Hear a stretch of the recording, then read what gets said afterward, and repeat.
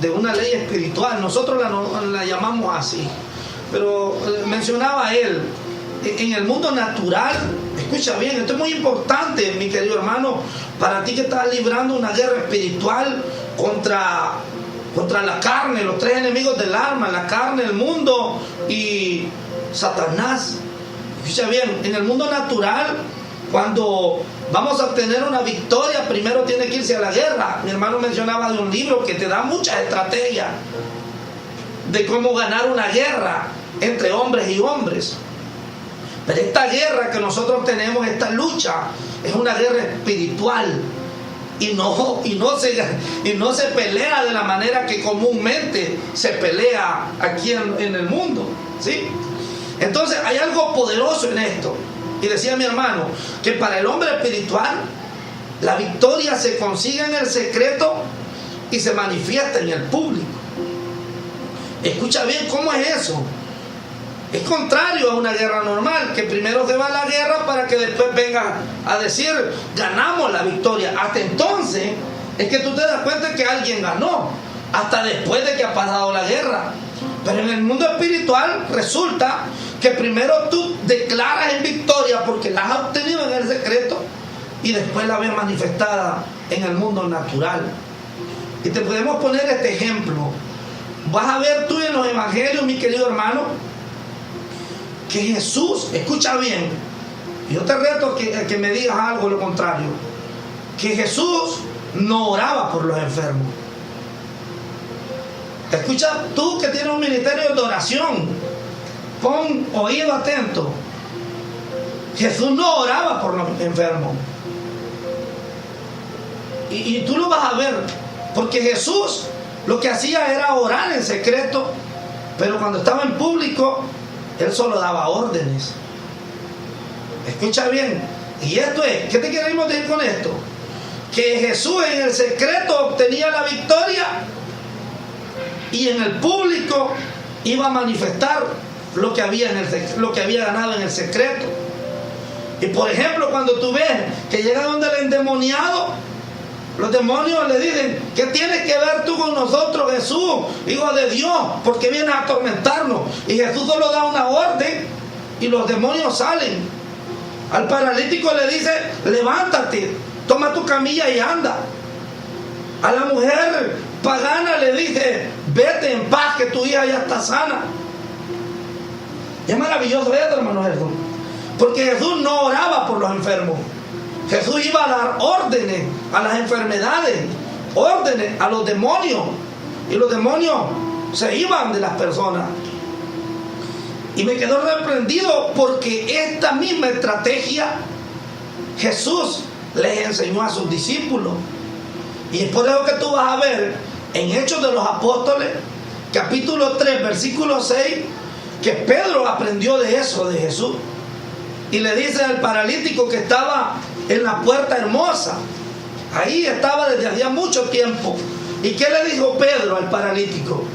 Mírale, no tengo oro ni plata, pero lo que tengo te lo doy. En el nombre de Jesús te digo, ponte en pie y anda. Palabra de Dios. ¿Qué hizo Pedro ahí? Le dio una orden. Escúchame bien, pero Pedro cargaba algo ya. Oye, porque le dice él: no tengo oro ni plata, pero lo que yo tengo, lo que yo ando aquí dentro de mí, yo te lo voy a dar. Te lo voy a dar. No es mío, le dije. No es mío. Pero la pregunta es, hermano Gerdon, ¿dónde había obtenido eso que cargaba Pedro?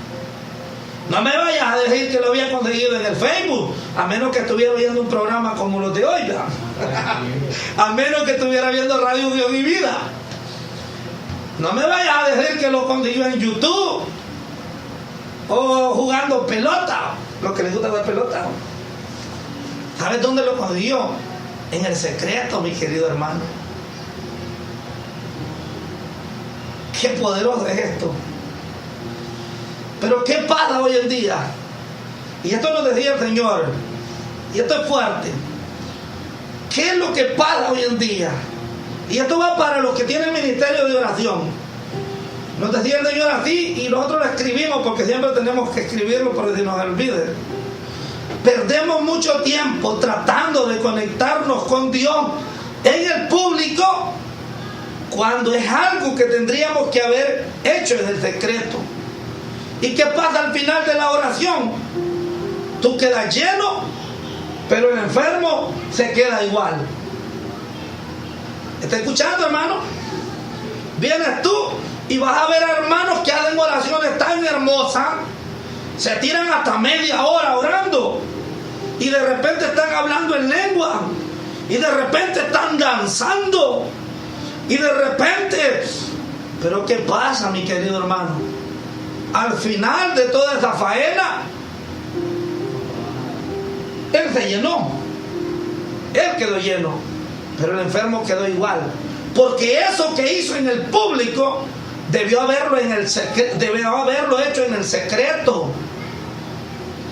Porque ahí en el secreto es que Dios da, es que Dios pone la unción, da lo que le dio a Pedro para que después se lo diera a los hermanos. Pedro cargaba unción de lo alto. Y yo te pregunto, ¿qué cargas tú? ¿Qué cargo yo también, verdad? En la medida de que estemos en el secreto con Dios, vamos a obtener la victoria. Hay hermanos, y esto va para esto, porque en un principio de que estaba hablando mi hermano, como me lo puso el Señor. Hay hermanos que están peleando contra tentaciones, peleando contra vicios, peleando contra, ¿cómo te digo? Pecados específicos. Pero ¿sabes qué? El que es adúltero llega, ay Dios mío, cuando ya va a pecar, dame fuerza para resistir. Pero no va a tener la fuerza, porque esa fuerza se la iba a dar Dios ¿a dónde? En el secreto. ¿Entiendes? La victoria, mi querido hermano, está en el secreto. Lo que tú vas a luchar en público, porque en el público se verá la guerra, pero esa guerra va a ser nada si tú ya estuviste en el secreto, porque tú vas a estar seguro de que Dios ya te dio esa victoria. Vamos a ir terminando, probablemente, si Dios nos permite, con un punto más. Estamos hablando de la recompensa. Cuando tú vayas a orar, dice, en cambio tú cierra la puerta, entra a tu cuarto, cierra la puerta y ahí ora en lo secreto. Y tu Padre que está en lo secreto te recompensará. Estamos hablando de esa recompensa que Dios tiene para aquellos que le aman. Una recompensa que ni ojo vio ni oído escuchó, pero es revelada, dice él, para los que le aman. Escucha bien, algo más lo revelaba el Señor. Que en el secreto Él te revela quién eres en Dios. Al mismo tiempo que te revela cuál es el propósito de Dios para tu vida. Y aquí hay tres cosas que hay que entender. Una cosa es quién eres para el mundo, quién eres para ti mismo y quién eres para Dios. ¿Se recuerdan una lectura que Jesús les dijo a los apóstoles? ¿Y quién dice la gente que soy yo? Les dice Jesús. No era porque él desconocía la identidad que tenía en Dios, pero quería mostrarles algo, que quién eres para Dios no es lo mismo que la gente cree que tú eres. Hay momentos que para la gente nunca vas a calificar, y le hemos dicho que decían de Jesús, este es el carpintero, el hijo de José. Y a veces uno sabe quién es para uno mismo, pero se cree uno muy poca cosa a veces comparado a lo que Dios tiene para nosotros. Y esta es la recompensa, hermano, que en el secreto Dios te va a revelar quién eres y cuál es tu propósito.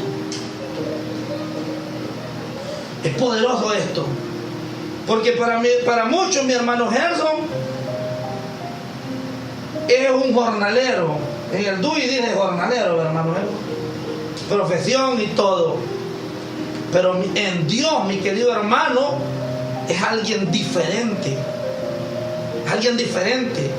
Y el único que le puede revelar quién es en Dios, la identidad, es Dios en el secreto.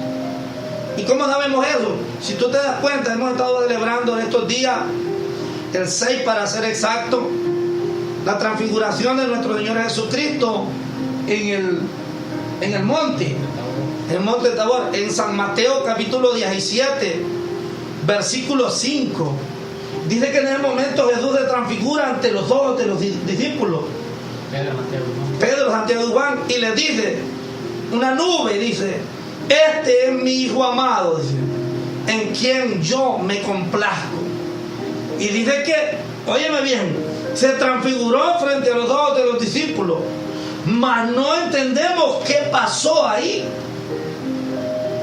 No fue que Jesús se transfiguró, hermano Gerson, de una manera así de que se transformó, sino lo que se transformó fueron los ojos de los discípulos, y pudieron ver cuál era la identidad de Jesús en realidad.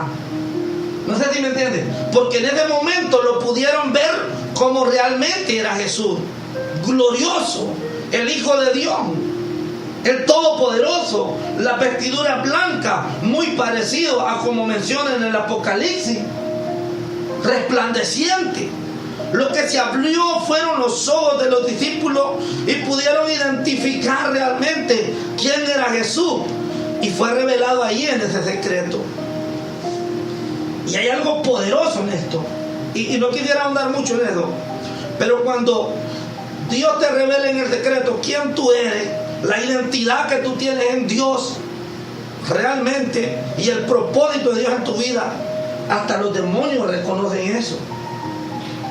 Y yo sé que esto muchos no lo van a entender, pero lo voy a decir siempre.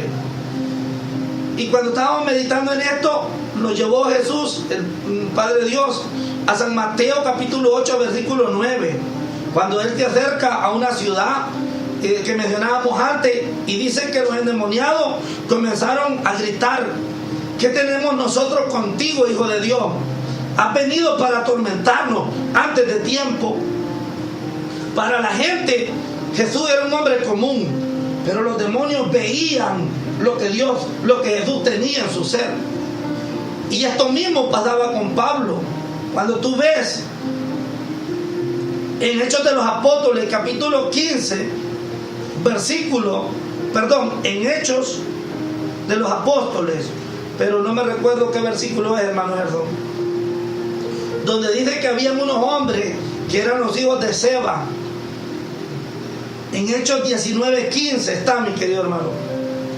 Dice que habían unos hombres que expulsaban demonios, ¿cómo le llamamos? Exorcistas de profesión. Y donde vieron que Pablo echaba demonios en el nombre de Jesús, quisieron también ellos echar demonios en el nombre de Jesús.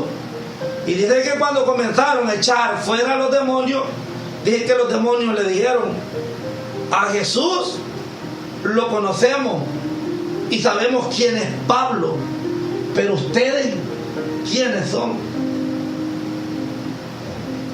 Óyeme bien, Pablo pasaba tanto tiempo en el secreto que era reconocido en el mundo espiritual hasta por los demonios, mi querido hermano, porque tenía la identidad, tenía el propósito de Dios en su vida. Yo pregunto esto: ¿era bueno o no lo que estaban haciendo los hijos de Seba? Era bueno, mi querido hermano, pero si tú te fijas, no eran efectivos en lo que estaban haciendo. ¿Por qué? Porque no pasaban en el secreto. Y esto es lo que quiero terminar diciendo. Es tan importante pasar en el secreto con Dios, mi querido hermano, porque ahí conoces quién eres tú y Él te revela las capacidades que tú tienes.